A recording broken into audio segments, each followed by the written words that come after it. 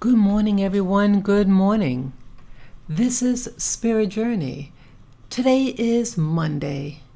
Here in New York City, the weather is sunny with fluffy clouds. June 1st, 2020, and the time is now 11:08 a.m. in the morning. I want to talk about the aftermath of the killing of Mr. Floyd from Minnesota, who was killed by Officer Chauvin. It's escalating, and I gather what I think was really going on. What's happening? The escalation wants you to really rebel, anarchy, so that they'll usher in a police state, a complete lockdown over the country. And that virus scare was just a taste, a testing, getting your toes wet of a lockdown. So I say up front don't believe all the hype. Don't get overexcited, because that is what they want you to do. Get overexcited. Now, what I want to discuss within this whole aftermath of the killing of George Floyd. Now, I already did a video, a conglomerate of different videos, and this will also be the same format, but going further to really emphasize there are things going on beneath the surface, and just some questions that really need answers to, that I don't hear being addressed. And so I want to address again the issue regarding where it all started. George Floyd entering into a store and making a purchase.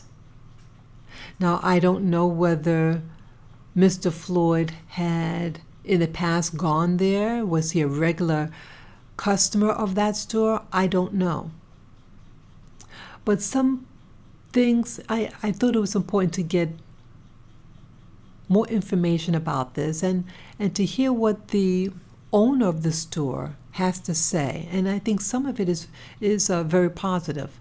So let me play the video and we'll comment later.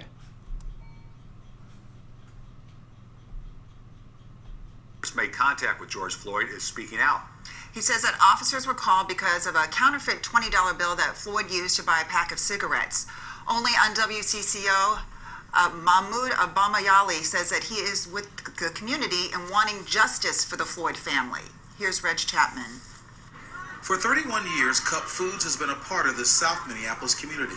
We don't just work in that community. That is our community. We know the community. It's a vibe that is unmatched to any other community.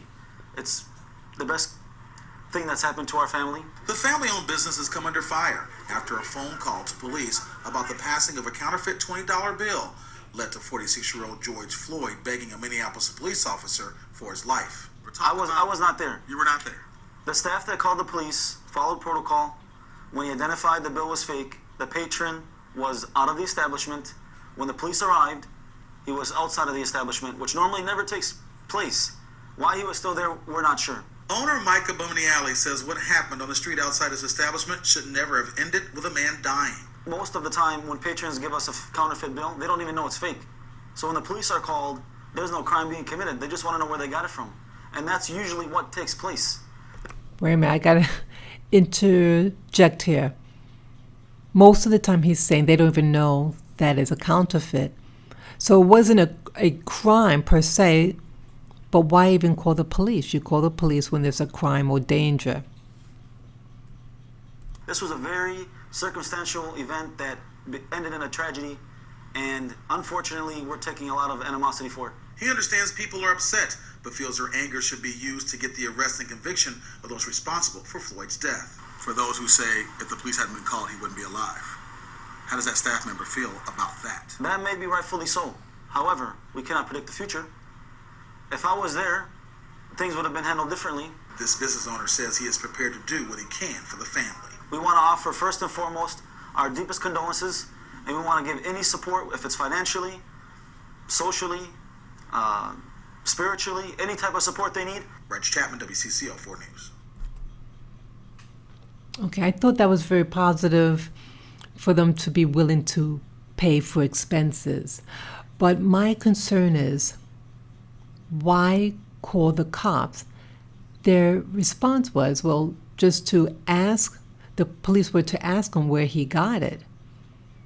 But why even, what happened in between? And what's not being said by the owner was what I showed in a past video, that the police report. And the police report said that George Floyd was belligerent and very drunk. So it's painting a picture of someone that is showing signs of aggression. And I thought what was sad about all this, what's really sad, to die over a pack of cigarettes. A pack of cigarettes, in essence, what he died for having. Okay?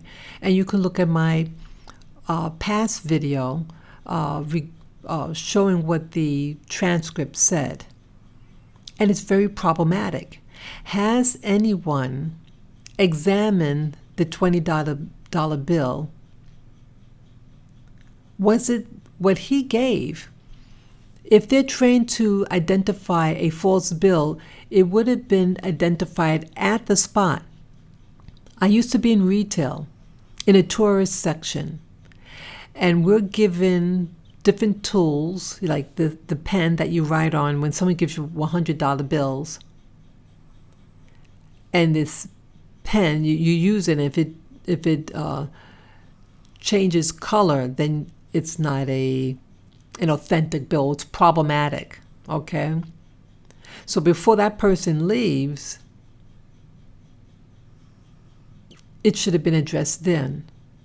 But it wasn't really clear because he mentioned about him being outside but what happened when it was inside. So it's not really clear to me. But the main thing here is that he died for a pack of cigarettes and that he allegedly was drunk. Now, was there a toxicology done on him? This is essential because, see, what the owner is saying, let me pull it back a little bit.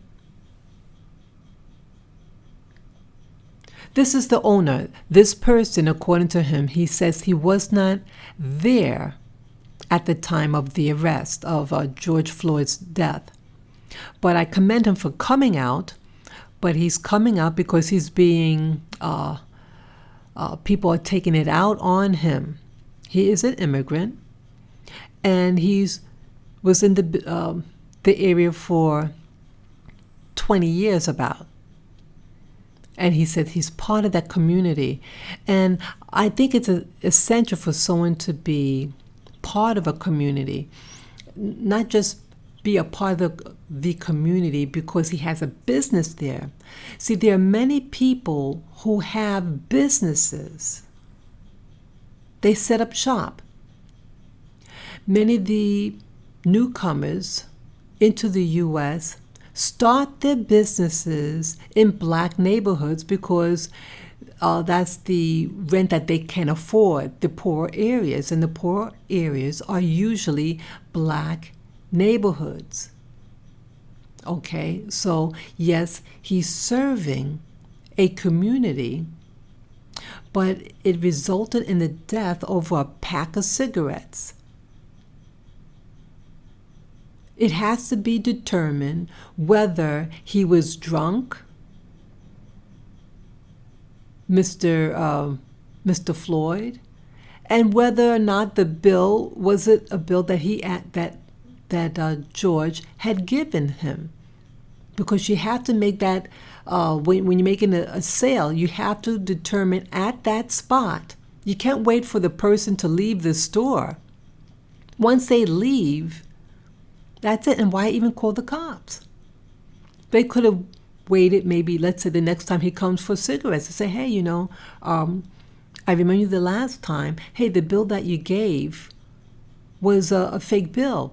You have to find out where you're getting your bills from, because it's not genuine bills, something like that. But to call a cop on someone, such as Mr. Floyd, this was problematic. So again, the owner here is saying one thing, and what he's saying is very positive.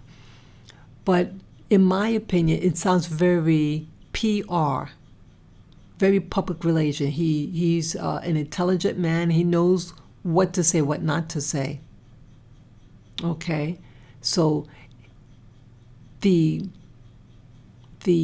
clerk should be the one that being interviewed, because he initiated the report to the cops, or I should say the 911, that this George Floyd is passing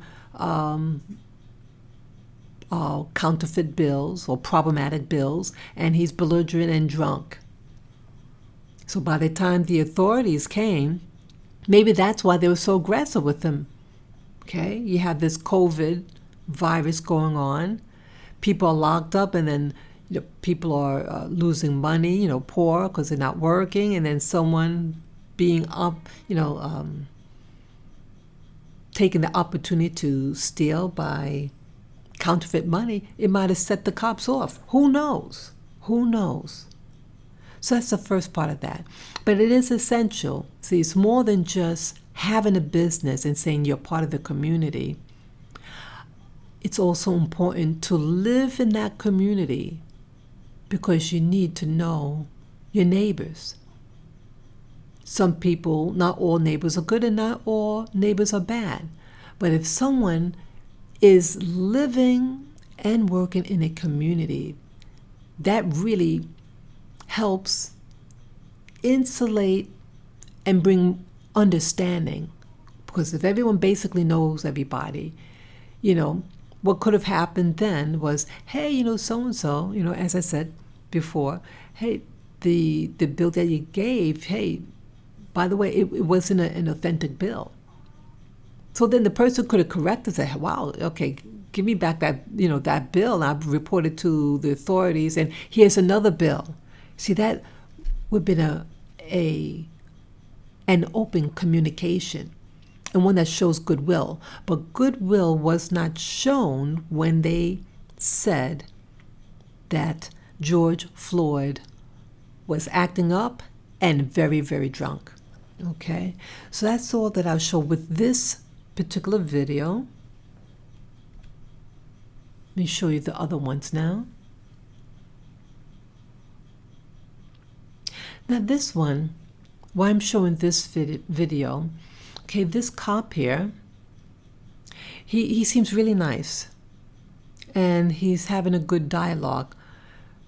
I'm not going to actually play it, but the cop up front to the right, he's addressing protesters, and he wants to open up a dialogue, and he even bent a knee in a prayer gesture to the people, and it really presented very good vibes for the people. They really identified with him, and he allowed the people, some of the protesters, one by one, to be able to speak using the bugle horn, and it seemed to help the people, and it you saw a personality behind the cops. And they also showed some of the black cops, and they were allowed to talk also. And so it was about sharing ideas, what's really in their heart. So I think in this community here, this is in Bellevue, Washington, the state of Washington. So I really hope for resolution there in the state of Washington, okay? So the next video I'm going to show here, part of this is that you have to get on their level. But all the people there, all these people, for unity to begin, people have to be on the same level.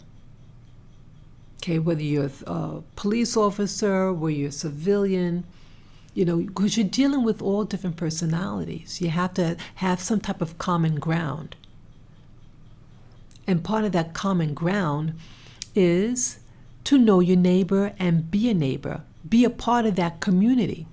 When you get all different people coming in and out, it can make people feel insecure with who's next to them, because you don't know really where they're coming from.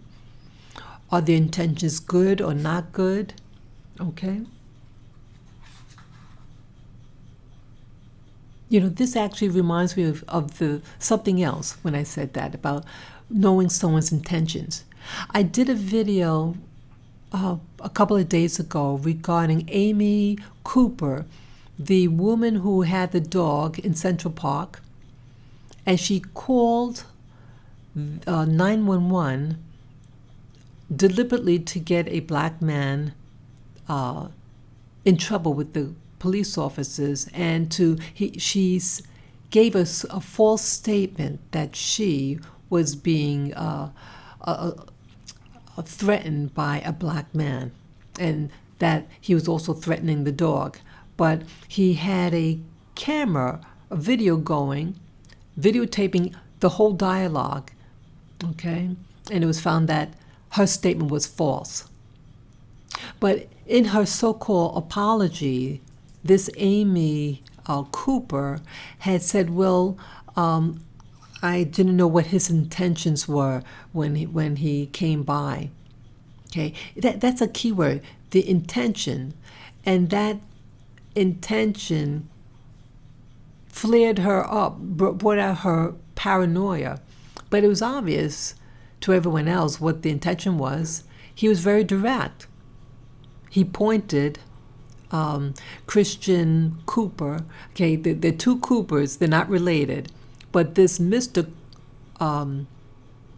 Christian Cooper pointed to the signs. It said, the sign says your dog has to be on a leash, in this area, your dog is to be put on a leash.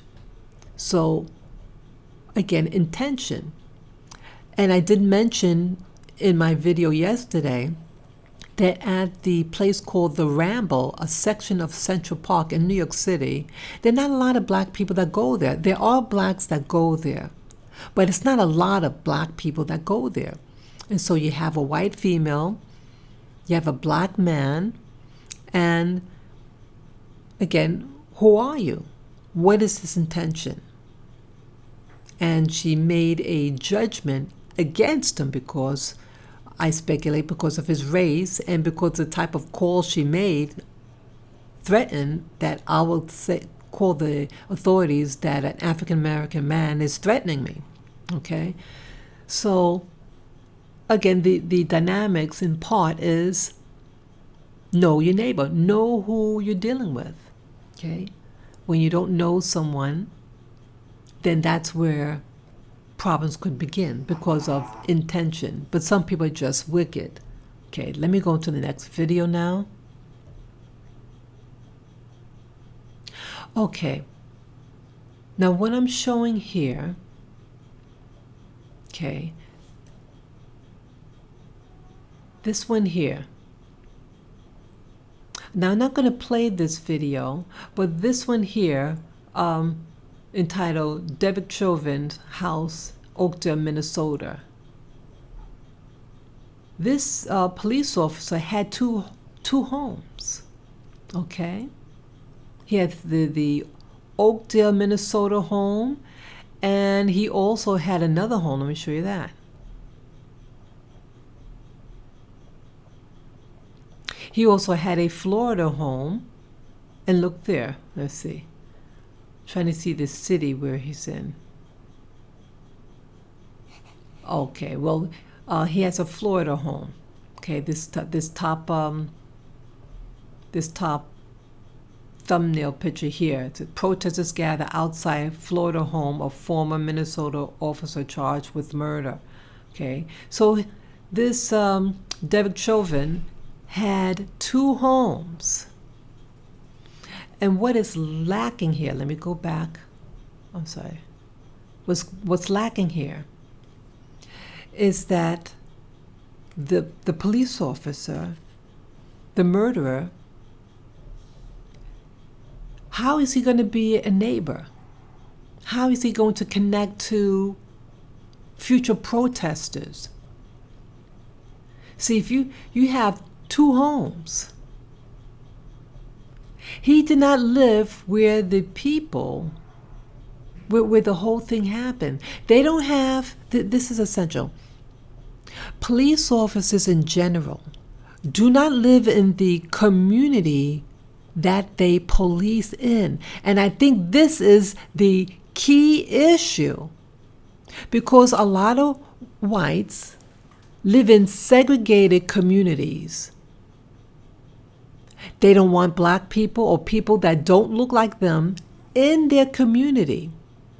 So anyone that does not look like them, they're going to be viewed with suspicion and maybe even hostility. Okay? So I think a lot of police officers, when they come into communities that they don't belong to, they're going to feel like they don't belong there. They're going to feel uncomfortable. They're not going to really understand the people there. And if they look different than them, if the people that live there look different than these white cops, it might heighten their own insecurities. And so, since these people aren't part of his community, his mindset may be, or her mindset may be, that he is to police against them because they're not part of his community. Remember, the police say they are to protect and to serve the community. They don't mean your community. They mean their own community. And if they don't feel connected to where they work, they're going to see each one of these people as potential enemies of his.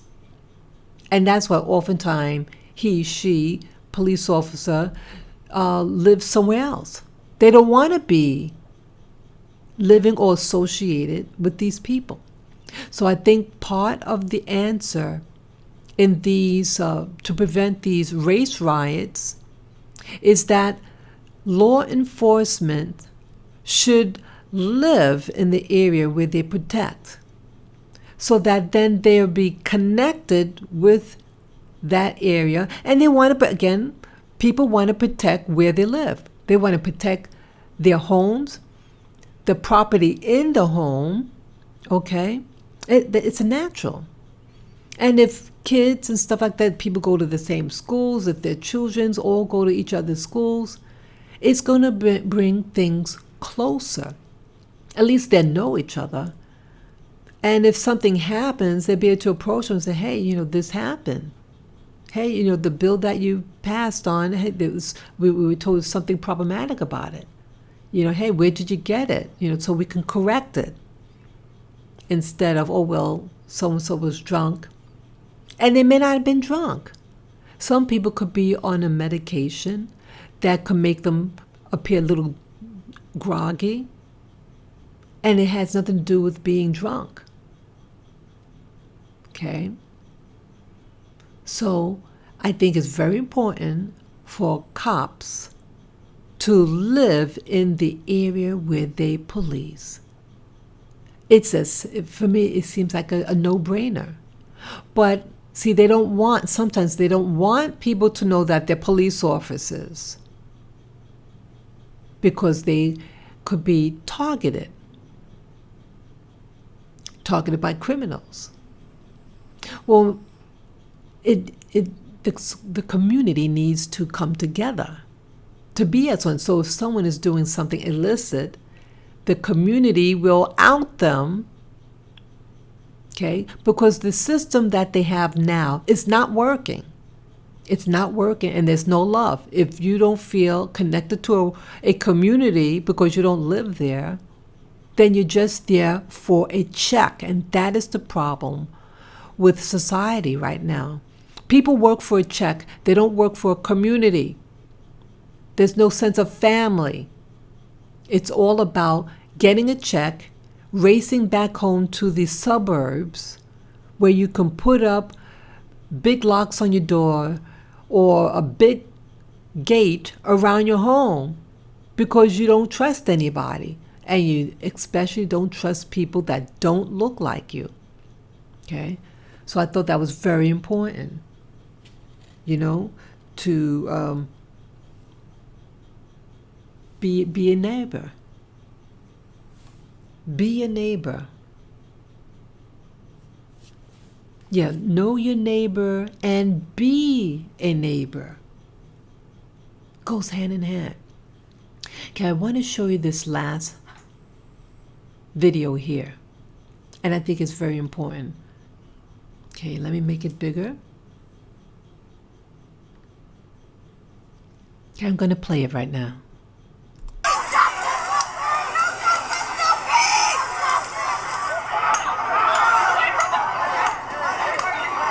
You have to look very closely.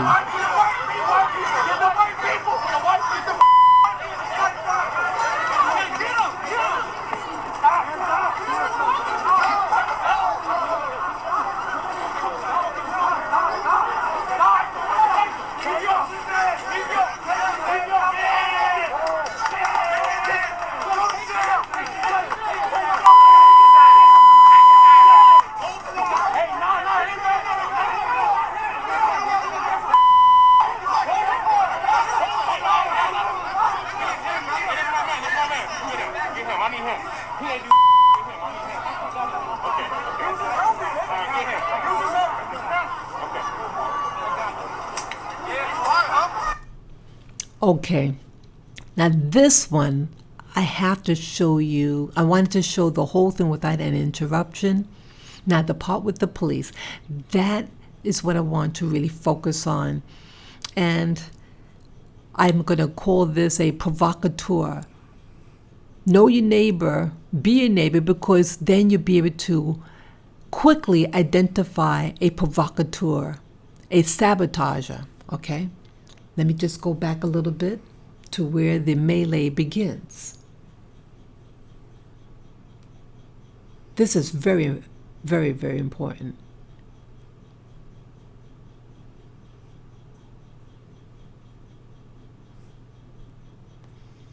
Okay, so I'm going to play it again, and I will be pausing it in key moments, okay? Here I go. Okay, so what you see initially, you see someone, let me go a little more. Okay, now you see you see a person, and for whatever reason, they're cutting away with a hammer and chisel the flooring, the cement. And I just speculate they're going to be using it for projectiles, causing harm. And look what he or she is wearing. I think it's a man wearing all black, and the covering is just, I don't know. You see this in many of the protesters. Oops, sorry about that. It having problem with the. Let me play it back again, sorry. Boy, sorry about that. That happens sometimes. I don't know why that happens. Let me go back to the history. Yeah, my computer been acting up all of a sudden. Since I've been doing these videos, my computer been acting up. Let me do it again. I apologize. Okay, let me move forward.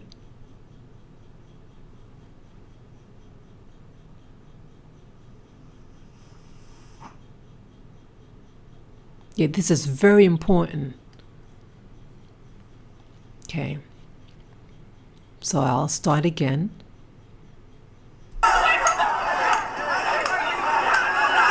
See, now watch, get my pointer.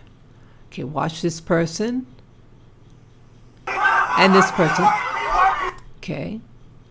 See what happened there? Now they were all black. And it's to obscure their identity, the face also. And they're very thin. And then you see someone, let me see if I can back up a little bit. Okay. Okay. They're being pointed. These are evidently police, undercover police. Okay. So this one here is the police. He also is wearing all black. And then this one here, they're pointing. Okay. So you have undercover people. And they can dress like protesters. Okay. And then someone comes in from behind. And he looks like a protester, but evidently he's not. Watch again. See that? Okay. Okay. This person here. He got a knapsack. Oops. There you go again. I'm sorry. That keeps happening. Let me go back. Okay. I apologize. Yeah, I think my computer got a virus now. See? Okay. So the guy now behind him. Okay, he's also wearing similar type of gear, but different. The outside, he's also covered. Okay, and so you have people in crowds that they pretend to be regular protesters, but they're not. They're undercover. Okay, grabbed him. And look at the people around. Okay, so you have him. You have the person that just grabbed him. Okay, now watch everybody. Watch the people come. See? Now you have another person here. Now he's really dressed like a regular person. Okay? Look at that. And he's a big dude. He's not a protester. This is an undercover who blends in. Okay? And you saw how he tackled him. Okay, he learned that. He's not just a regular guy. Okay? See that pats him. Oops. Kicked him. Someone kicked somebody there. Okay. See now the face. See, now you're going to see part of the face of the people. Okay. Now they're trying to get the hammer out. So you see the face. This is a white man. And watch, he's going to cover his face. He doesn't want his identity out. See that?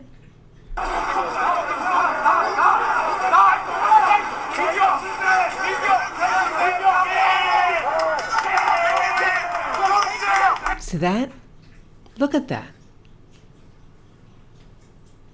He's trying very hard to cover his identity. Who's this old fellow? See, the other guy here, this one here, who tackled him, Okay? He looks like a regular person, a protester, but he's not. He has on his body gear. I never saw body gear like this before. He has the red hat, the goggles. Not goggles, I meant to say the mask, the hood over, and a backpack. And initially, they don't recognize that he is a helper in this, because watch what happens. He has to identify himself.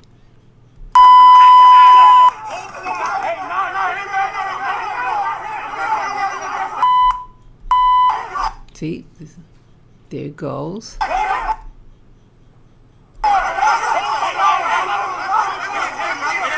See, okay, that this is a helper. They don't know he's a helper right away, but he has to signal to him that he's a helper. See, something about his hands. They grab his neck. See that? Okay, let me put it back a little bit.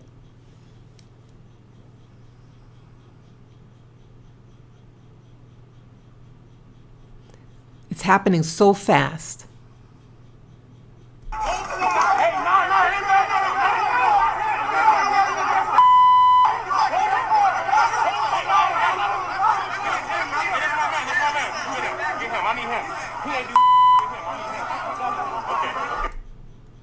You hear him say, okay, okay?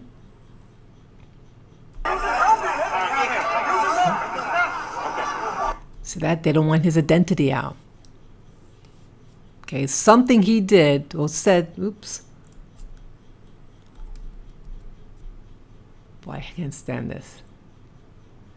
Something he said or did signaled to them, let him know he's working for the cops and all that. See, it happened very quickly.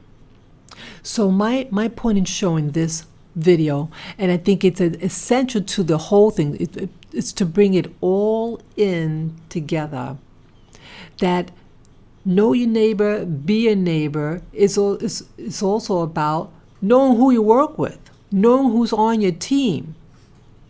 You have people who may come into your neighborhood, kind of dressed like you, maybe they can talk your language, whatever, but they're not about you, and they are about causing chaos. Let's back up a little bit.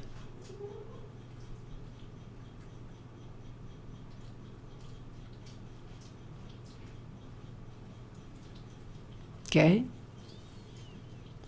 There are people around you, in your community, that are pretending to be a part of you, but because you don't know them, and they're causing you harm. Okay? Know your neighbor, be a neighbor. Means more than just looking like someone or someone opening up a shop. Who are these people? What are their intentions? Are their intentions honorable? Is someone lying on you? Is someone saying that you're passing $20, that's fake, to buy a pack of cigarettes? What I can say about the cigarette, people don't smoke. It's not good for you. And to die over a pack of cigarettes, it's shameful. Yeah, you have people amongst you who want to try to blend in, come into your communities, and coming to your protests. This person wasn't invited to come to march with people. He came on his own. And look what happened.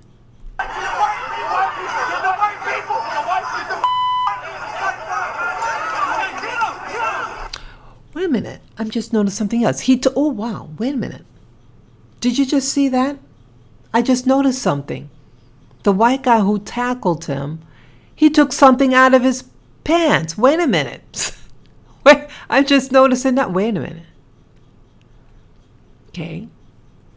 Let's look again. So I didn't even notice that. I thought he... Well, let's see that again. In fact, I'm going to make it blow it up more.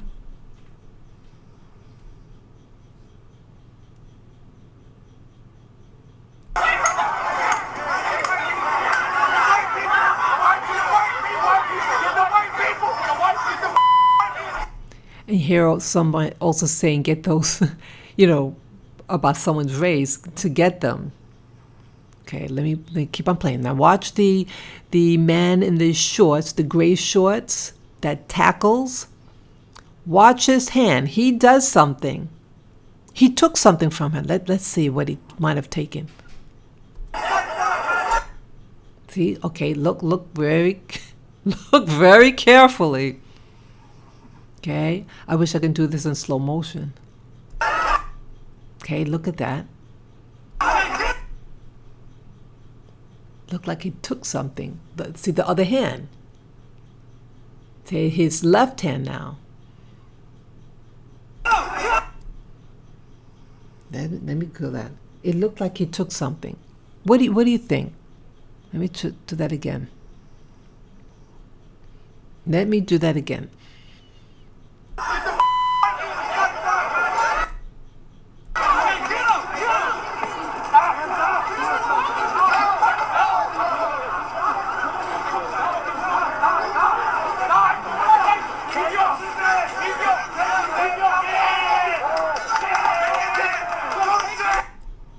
Okay, yes.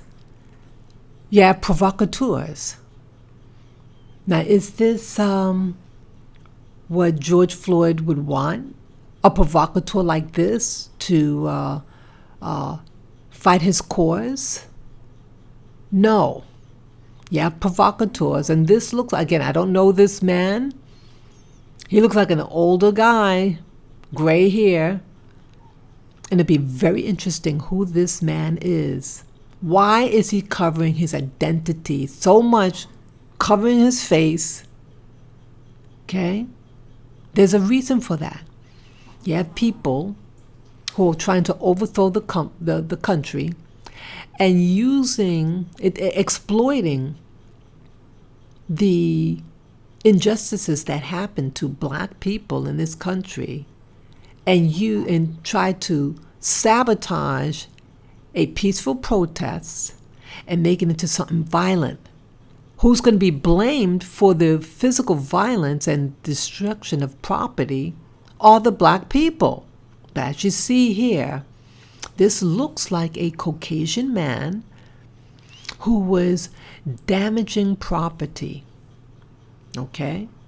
So, know your neighbor, be a neighbor. And being a neighbor is to live and work in the community. Live and work. If you're law enforcement, you should live and work in the community. And so when a provocateur comes in, you'll be able to weed them out. Yes. So I hope you enjoyed this video, and I apologize for any of the technical difficulties that I had in all this. Yes. Be a neighbor and know your neighbor and be kind. Okay? Thank you again. Enjoy your Monday. Bye-bye.